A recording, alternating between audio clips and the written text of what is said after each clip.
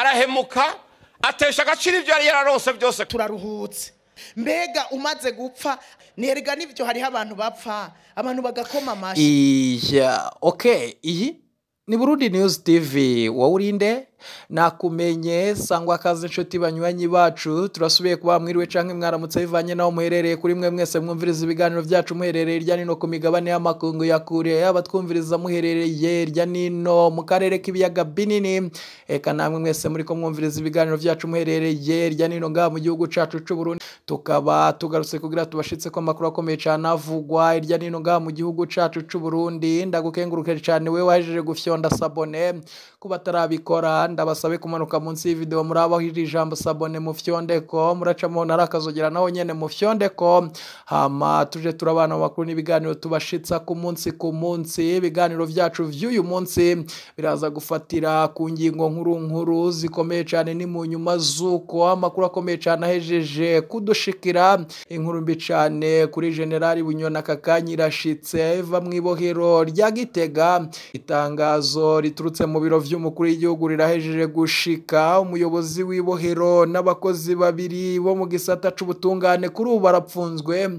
Na makuru akomeye cyane ahejeje kudushikira tuza kubashitsa ko ido nido, biruko mu nyuma zuko mu ntara ya Cibitoke havugwa amakuru akomeye cyane, ni mu nyuma zuko urongoye imbonera kure yagandagurwa. Kuri ubu ngo babajejwe intwaro bahagaritswe kuzihemvo.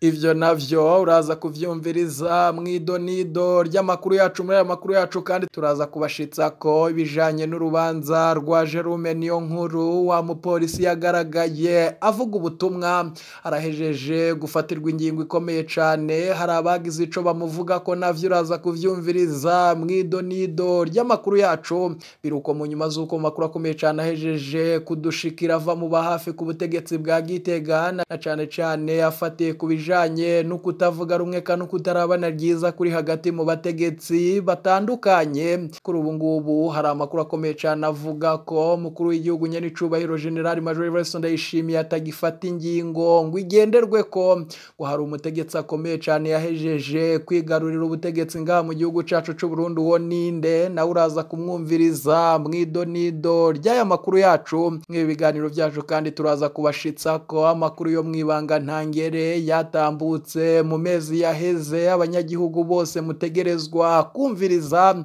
We wicu usabwa manuka munsi y'video uraba handitse ijambo sabone ufyondeko, uracubona hari akazogera naho nyene ufyondeko, hama tuje turabana makuru n'ibiganiro tubashitsa ku munsi. Ntimuje kure kayo makuru n'andi makuru ariko yibonekeza irya nino ngaha mu gihugu cacu c'u Burundi nayavugwa mu karere k'ibiyaga binini kano muri Afrika yose, tuze tuyakuramburira yose idonido, inkuru ku nkuru, ingingo ku ngingo, ni mukanya inyuma y'aka kanaka.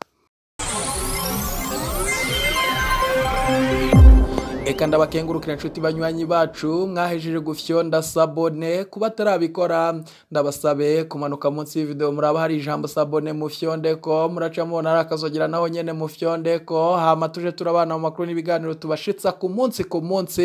Iyi ni Burundi News TV, kabari yo mbonesha kuri yo nyene rudende muronka ko makuru mutabasha kuronka handi, aho umurwi wabamenyesha makuru bacu baherereye irya nino mu karere k'ibiyaga binini badutohoreza amakuru bakayatosora neza, hama bakayaturungikirana twebwe nyene tukayabashitsa ko ameze neza cyane. Twababwiye amakuru akomeye cyane ajanye n'inkuru mbi cyane ihejeje kuva mwibohero rya Gitega kuri General Guillaume Bunyoni, yahora ari umushikiranganje wa mbere ngaha mu gihugu cacu c'u Burundi. Kuri ubu ibintu birakomeye cyane, abaryango biwe barakorora amosozi. Niki kiri kumuvugwaho? Ivyo turaza kubigushitsa ko, eka imbere yuko tubigushitsa ko vyose idonido tubashitse ko makuru akomeye cyane avugwa irya nino mu bisata bitandukanye. Turayatangurira ku rubanza rwa Jerome Niyonkuru, aho umwe mu banyamashira hamwe yiyamiriza ipfungwa ridakurikije amategeko. Caporal de police Jerome Niyonkuru akurikiranwa ku caha co kwagiriza inzego ibiturira atavyemezo abifitiye, mu gihe we wapfungiwe mu gasho k'igipolisi c'Inyamiramabi mu gisagara c'ubudandaji ca Bujumbura kuva ku munsi wa gatanu gatandatu uheze Caporal Chef de Police Jerome Niyonkuru ashobora gucibwa igihano cyo gupfungwa imyaka 5. Umuvugizi w'igipolisi c'u Burundi yatangaje kuri uwa kabiri ko akurikiranwa ku caha co kwambika ibari inzego atabifitiye ububasha ku bwa Maître Janvier Bigirimana arongoye shirahamwe Trono de la Page Burundi. Ipfungwa ry'uwo mupolisi ntirikurikije amategeko. Mu majambo yiwe agira ati tubona ko habaye mwihonyangwa ry'uburenganzira bw'uwo mupolisi. Ubwa mbere vyavuze n'ukuri kuri mu vyegeranyo vyinshi nko mu bugenduzi bukuru no mu zindi nzego zidahengeshanya kwerekana ibiturire vyasinzikaje inzego zimwe zimwe za leta, kandi igipolisi kiza kwisonga. Ubwa kabiri kuba umupolisi asubiramwo ivy'umukuru w'igihugu yamavuze ukubwo nyene ngo sicaha kubwiwe inzego zijejwe kugwanya ibiturire no gusesengura ubutunzi bw'igihugu zategerezwa kwegera uwo mupolisi zikamubaza amakuru ajanye n'ivyo yabonye. Ivyo yavuze Desire Ndikumana umuvugizi w'igipolisi aratomora ko Caporal Chef de Police Jerome Niyonkuru yakoze ivyo atemerewe n'amategeko, mbere yaranataye umurongo mu vyo yategereza gukora yatumwe na leta, niko yamwagirije mu kiganiro gito yahaye abamenyesha amakuru ku muhingamo wo kuri wa kabiri ku bamenyesha amakuru bo mu gisagara ca Bujumbura. Biruko mu nyuma zuko mu yandi makuru akomeye cyane adushikira ari amakuru ajanye n'ihagarikwa ry'abajejwe intwari nyuma y'igandagurwa ry'urongoye imbonerakure umustanteri wa komine Mabayi mu ntara ya Cibitoke n'uburaruko bushira uburengero bw'u Burundi. Abandi bajejwe intwaro babiri hamwe n'imbonerakure bahagaritswe mu gitondo c'uyu wa kane. Ihagarikwa ryabo ribaye inyuma y'igandagurwa ry'imbonerakure vyakozwe n'abaroberi b'abanyarwanda bacumbitse mu kibira. Nahabonye Imana Nikodeme umukuru wa zone Mabayeka n'umukuru w'umutumba Gitukura n'abandi banywanyi batatu b'umuhari w'urwaruka rw'umugambwe uri ku butegetsi bahagaritswe hafi isaha 4 z'umutaga. Abaduhaye amakuru bakatubwira ko umushikiriza amanza kizigenza wa Republika abakozi bigendereza bavuye Bujumbura nibo babahagaritse. Abo bahagaritswe bikekwa gukorana n'abaroberi b'abanyarwanda bacumbitse mu kibira haraheze imyaka myinshi. Aho bapfungiwe ntiharatangazwa. Amakuru akomeye cyane aheza kudushikira. Abanyagihugu baho ngo bibaza kwihagarikwa ry'izo mbonerakure zitatu n'abajejwe intwaro batatu ryabo rikurikiranye n'iyicwa ry'urongoye imbonerakure ryabaye ku wa gatatu ku mugoroba. Isidore Niyongabo batazira Mayisha yarashwe n'abantu bitwaje ibirwanisho bikekwa ko ari abagwanyi ba FRN, umugwi witwaje ibirwanisho urwanya ubutegetsi bw'i Kigali. Umushikiriza amanza wa Republika n'abarongo igendereza mu Cibitoke ntitwabatoye kugira bishure ku bibazo vyacu. Biruko mu nyuma zuko mu ntara ya Bururi hoho umuyobozi w'ibohero n'abakozi babiri bo mu gisata c'ubutungane bapfunzwe.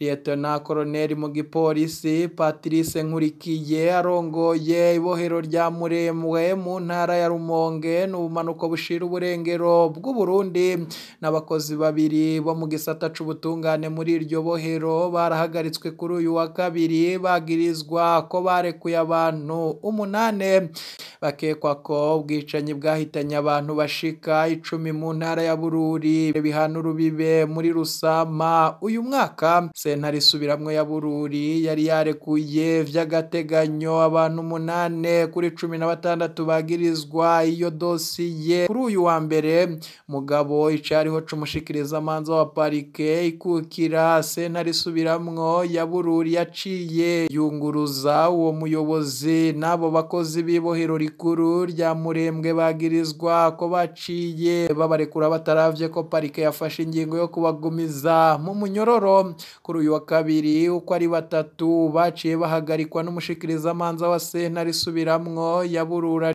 baca bajanwa gufungirwa mu gasho ko ku biro vy'igipolisi mu ntara. Amakuru ava mu bakorera mu gisata c'ubutungane mu ntara ya Bururi avuga ko ari batatu baraye ijoro ryabo rya mbere mu agasho ko ku biro vy'igipolisi mu ntara ya Bururi. Hagati aho abo 8 bose bagirizwa ko bagize ibitero bitwaje ibipanga bigahitana abantu bashika ku 10 muri Rusama guheze. Barasubiriye guhagarikwa kuri uyu wa gatatu. Abandi 8 bagirizwa muri iyo dosiye harimwo umudandaza wo ku mugwa mukuru w'intara ya Bururi, bari mu ibohero rikuru rya Muremwe. Sentare nkuru ya Bururi bobo ntiyari yabarekuye vy'agateganyo. Abacamanza babonye ko bafise bibagiriza bikwiye bituma baguma mu ibohero. Ukwezi kwa Rusama uno mwaka umugwa mukuru w'intara ya Bururi n'imicungararo harahungabanyijwe cane. Abantu bitwaje ibipanga baragize iterabwoba, bica bongera bakomeretsa abantu mu mihana yabo canke babateze imitego. Na makuru akomeye cyane abandanya kudushikira, nayo ku makuru akomeye cyane avugwa kuwahora ari umushikiranganje wa mbere ngaha mu gihugu cacu c'u Burundi General Guillaume Bunyoni. Mu nyuma zuko biheza kumenyekana ko arembeye muri iryo bohereka, ni mu nyuma zuko vyari bihejeje kumenyekana ko yahawe ishano, abaryango biwe ntibahengeshanyije kumutabariza basaba ko yoca habwa uruhusha kajanwa kuvurizwa mu makungu. Leta ya Gitega yoyo atacu yakoze kuri ivyo, na cane ko yavugaga ko bariko bararondera ingene bamuvana mu gihugu hamagaca toroka ibohero. Ni hamagaca toroka ibohero. Amakuru akomeye cyane adushikira nuko General Bunyoni ahejeje kurusimba mu nyuma zuko umwe mu banyororo baho mu ibohero rya Gitega yari yitwaje igipanga, yinjiye mu cumba ciwagira mugandagureka, abandi banyororo baratabara. Ni mu nyuma zuko kuri ubu hibazwaho abamucungerera umutekano batari bakeye ku cumba ciwe bari bagiye. Ivyo bikibonekeza ko ari umugambi wapanzwe na leta ya Gitega imbere yuko General Bunyoni arengutswa mu butungane. Abaryango biwe na cane umwigeme wiwe Darirene Bunyoni bagiheza kumva ivyayo makuru bakoroya mosozi. Kuri ubu barasaba leta ya Gitega kugira icikoze kugira icungerere umutekano wo ahora akomeye ngaha mu gihugu cacu c'u Burundi, na cane ko vyibonekeza yuko bagira bamugandagure mu minsi mikeyi. Biruko mu nyuma zuko kuri ubu bwoba n'igishika ari vyose mu butegetsi bwa nyenicubahiro General Major Evariste Ndayishimiye.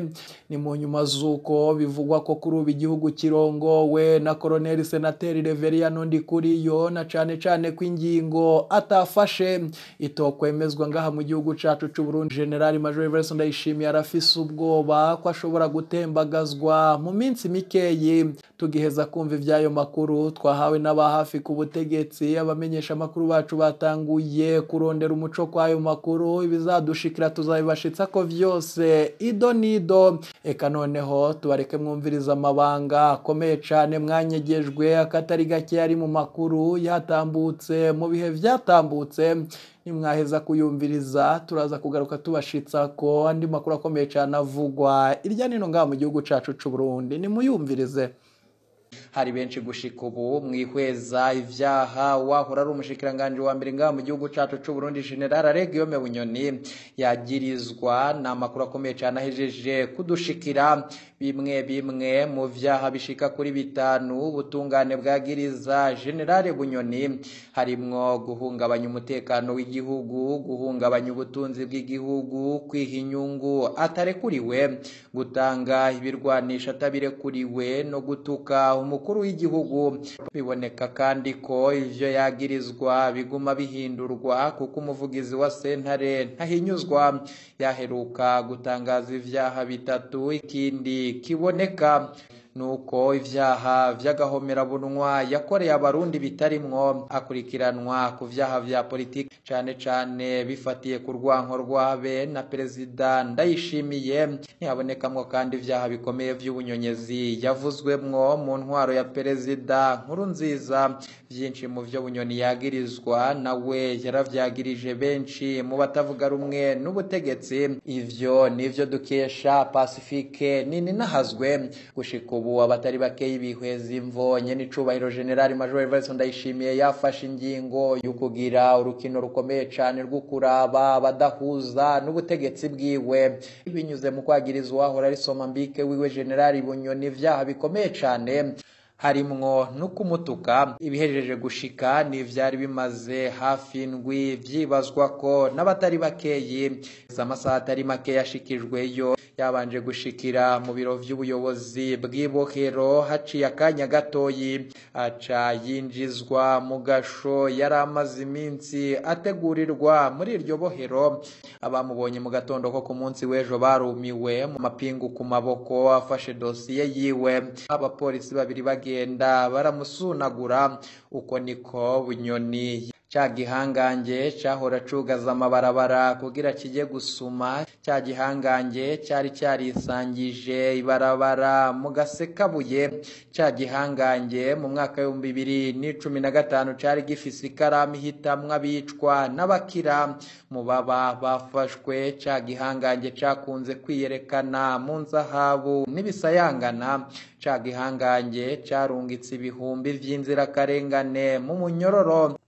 Cha gihangange gisigaye gisunaguzwa n'umupolisi mutoyi nk'abandi banyororo bose. Kubwa Pacifique Nini nahazwe wewe ngo aribuka umunsi umwe mu mwaka wa 2016 ingene imodoka zagendanira Bunyoni zagonze bisi ya Coaster yunguruza abantu mu gisagara ca Bujumbura, abereye imbere y'ihoteli Novotel, aho abajana na Bunyoni basavye imbabazi baciye basohoka bafata umushoferi wa Coaster baramusohora barakubita basiga ari kiruruma.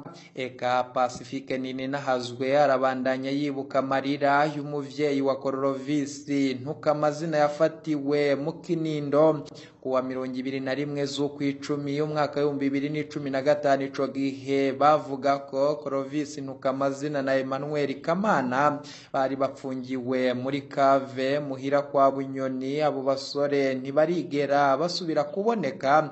Eka kabandanya yibuka Regina Nishimwe ariko ararira mubwira ingene yarashwe bakamuhusha irusaka muri Zambia, aho yari yahunze arusimvye mu Burundi. Eka kabandanya yibuka amafoto y'ibiguma vy'ibibugita yacumaguwe mu Burundi.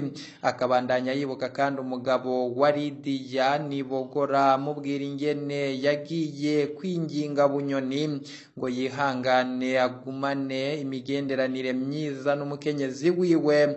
Muribaza umugabo yinginga uwundi mugabo ngo agumane imigenderanire myiza n'umugore wiwe, ariko birangira Lidia Nibogora yishwe nabi cane, aboshe amaboko mu mugongo, yakaswe ururimi. Akabandanya yibuka kandi umubabara abarundi bose twagize twumvisha urupfu rwa Fisa Mosi. Eka kandi na jewe ndibuka gahinda numvanye umupfakazi wa General Rodrigue Bunyoni, mukuru wa General Aregiome Bunyoni. Na jewe maze kumva ivyabaye nagize nti iyi si ntigira nyeneyo. Ico twipfuriza umunyororo Bunyoni nuko uburenganzira yimye abarundi benshi we yabuhabwa, ntihagire umurenganya. Ariko umurundi wese yarenganijwe, yiciwe canke yabuze uwiwe kwitegeko rya Bunyoni, nawe ahabwa uburenganzira bwo kumwitwarira no guhabwa ubutungane. Bunyoni ntakwiye kubazwa ivyo apfana Ndayishimiye gusa, turibaza ko yabazwa ivyapfa n'abarundi benshi cyane. Bitabaye guco uzoba ari ubutungane bw'umuntu, kandi ntaho tuzoba tuvuye nta naho tuzoba tugiye. Mu gihe umukuru w'igihugu yakoresha ubutungane mu nyungu ziwe gusa, mu kunumya no kubabaza umukeba wiwe, ntihabeho ubutungane nyabwo. Bunyoni yubahirizwe mu burenganzira bwiwe, ariko n'uburenganzira bw'abandi barundi bwubahirizwe, maze abazwe ku vyaha vy'agahomerabunwa yakoreye indiri z'abarundi. Niho Burundi buzokira, handi kizoba ari ikibazo c'umwanya gusa. Hazoza uwundi nawe abohe Ndayishimiye uko nyene, ariko abarundi bagume muri ya magorwa na kagahinda bamaranye imyaka. Ngo ipfungwa rya Bunyoni riributsa Pacifique Nini nahazwe umugani yaciriwe na sebukwe ya Perezida Cyprien Ntaryamira, niwe wamubwiye ati utazi ivy'isi avyita ivyiwe. Ni amakuru akomeye cyane yahejeje kudushikira kuri ubu. General Guillaume Bunyoni ni umunyororo, nayo mu makuru akomeye cyane twababwiye ajanye n'umugambi ukomeye cyane wo gupfunga umutama gatorwa saeka n'abandi bari kumwe muri iyo dosiye. Ni amakuru yahejeje kudushikira ku munsi w'ejo mu nyuma z'uko hari hatunganijwe umugambi wo kurekura General Guillaume Bunyoni, ariko vyitambitswemo na Colonel Senateri Reverien Ndikuri uramutswa amabanga yo kurongora umugambi uri ku butegetsi. Yaratumije ko inama giturumbuka ku kirimba c'umukuru w'igihugu Igitega. Iyo nama yavuyemwo umwanzuro wo guhagarika ipfungwa ry'izo ntwazangabo, eka General Guillaume Bunyoni agaca arengutswa imbere y'ubutungane. Ni amakuru akomeye cyane yahejeje kudushikira biruko mu nyuma z'uko muri Repubulika Iharanira Intwaro Rusange ya Kongo hoho ikibazo c'umurwi urwana we mu 23 cyahejeje gufata iyindi ntera. Repubulika Iharanira Intwaro Rusange ya Kongo yo yibandanya kwagiriza igihugu cibanyi c'u Rwanda ko arico kinyegeje inyuma y'uwo murwi witwaje ibirwanisho. Ni mu nyuma z'uko Joao Lorenzo we abandanya kuvuga yuko igihugu cibanyi c'u Rwanda taho gihurira n'ibibazo vyo muri Repubulika Iharanira Intwaro Rusange ya Kongo. Kuri ubu hari icuka kiriko kiratutumba c'intambara hagati y'ivyo bihugu vyompi, ico kwihwezwa n'ibiyo ntambara izashika canke se itazashika. Ni amakuru akomeye cyane yahejeje kudushikira. Eka mbakengurukire inshuti banywanyi twabanye mu ibiganiro vyo kuri igenekerezo ry'11 Myandagaro umwaka wa 2023. Ndabakengurukire cyane mwe mwese mwahejeje gufyonda sabone. Kuba tarabikora ndabasabe kumanuka munsi y'video murabanditse ijambo sabone mufyondeko, muraca mubona ari akazogera naho nyene mufyondeko, hama tuje turabana mu makuru n'ibiganiro tubashitsa ku munsi. Ntimuje kure, ibiganiro vyacu nakagaruka. Iyi ni Burundi News TV.